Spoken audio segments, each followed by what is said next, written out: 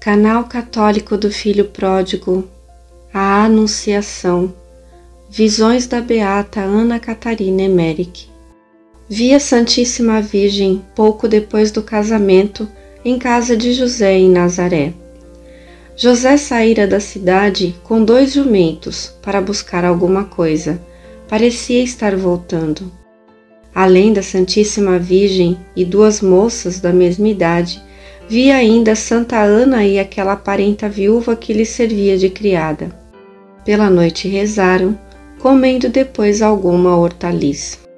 Maria recolheu-se então ao quarto de dormir e preparou-se para a oração, pondo um vestido comprido de lã branca, com um cinto largo e cobrindo a cabeça com um véu branco amarelo. Tirou uma mesinha baixa encostada na parede e colocou-a no meio do quarto, tendo posto ainda uma almofada diante dessa mesinha. Pôs-se de joelhos e cruzou os braços.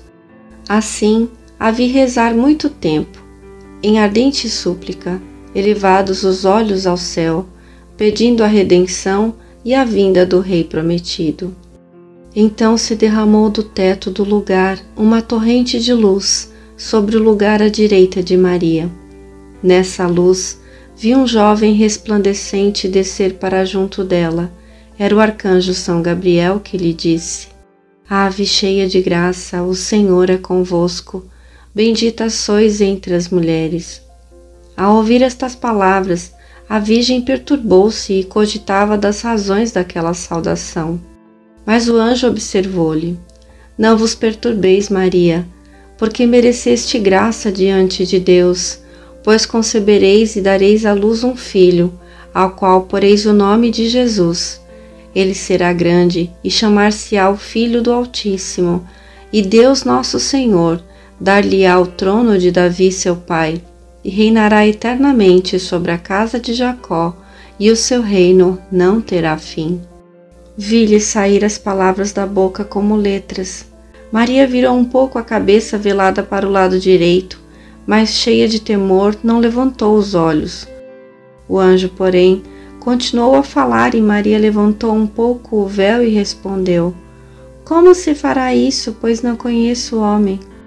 E o anjo disse: O Espírito Santo virá sobre vós, e a virtude do Altíssimo cobrir-vos-á com sua sombra. E por isso o santo que nascerá de vós será chamado Filho de Deus.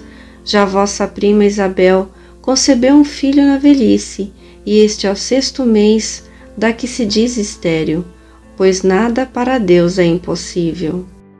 Maria levantou o véu e, olhando para o anjo, respondeu as santas palavras: Eis aqui a serva do Senhor, faça-se em mim segundo a vossa palavra. A Santíssima Virgem estava em profundo êxtase. O quarto estava cheio de luz, o céu parecia aberto, e um rasto luminoso permitia-me ver por cima do anjo, no fim da torrente de luz, a Santíssima Trindade. Quando Maria disse: Faça-se em mim segundo a vossa palavra, vi a aparição do Espírito Santo. Do peito e das mãos derramaram-se-lhe 3 raios de luz para o lado direito da Santíssima Virgem, unindo-se-lhe. Maria estava nesse momento toda luminosa e como transparente. Vi depois o anjo desaparecer, e do rasto luminoso que se retirava para o céu, caíram sobre a Santíssima Virgem muitas rosas brancas fechadas, todas com uma folhinha verde. Nesse momento vi também uma serpente asquerosa arrastar-se pela casa e pelos degraus acima. O anjo, ao sair do quarto da Santíssima Virgem, pisou diante da porta a cabeça desse monstro, que uivou tão horrivelmente que tremi de medo. Apareceram, porém, 3 espíritos e expulsaram o monstro a pontapés e pancadas para fora da casa. A Virgem Santíssima, toda absorta em estática contemplação, reconheceu e viu em si o Filho de Deus, feito homem, como uma pequena forma humana luminosa, com todos os membros já desenvolvidos até os dedinhos, e humildemente o adorou. Foi pela meia-noite que vi esse mistério. Depois de algum tempo, Maria se levantou, colocou-se diante do pequeno altar de oração e rezou em pé. Foi pela manhã que se deitou para dormir. Ana teve, por uma revelação de Deus, conhecimento de tudo. Para a preparação completa da vida pública e das obras de Jesus, era preciso também a santificação e a ação pública do precursor. Esta devia efetuar-se segundo a vontade de Deus, pela aproximação de Maria e de seu filho milagrosamente concebido da mãe do precursor. Por isso, inspirou o Espírito Santo à Virgem Santíssima o desejo de visitar a prima Isabel.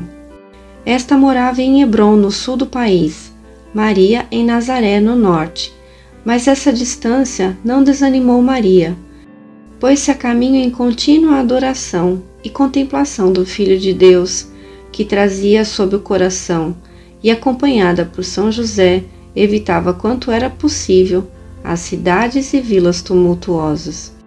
Isabel, a prima de Maria e esposa de Zacarias, soube por uma visão que uma virgem da sua tribo se tornara mãe do Messias prometido. Tinha pensado durante essa visão em Maria, com grande saudade, e vira-a em espírito, em caminho para sua casa. Mas Zacarias deu-lhe a entender que seria inverossímil que a recém-casada fizesse tal viagem. Isabel, porém, cheia de saudade, foi-lhe ao encontro. Maria Santíssima, vendo Isabel de longe e reconhecendo-a, correu adiante de José ao encontro dela. Cumprimentaram-se afetuosamente com um aperto de mão. Nisto vi um esplendor em Maria e um raio de luz passando dela para Isabel, que se sentiu milagrosamente comovida. Abraçando-se, atravessaram o pátio em direção à porta da casa. José entrou por uma porta lateral no átrio da casa, onde humildemente cumprimentou o velho sacerdote venerável.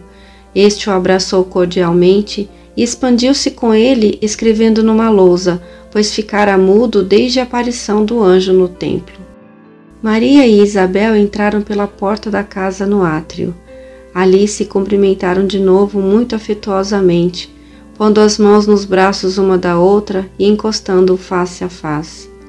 Nisso vi de novo como que um esplendor em Maria, radiando para Isabel, pelo que esta ficou luminosa, comovida por uma alegria santa.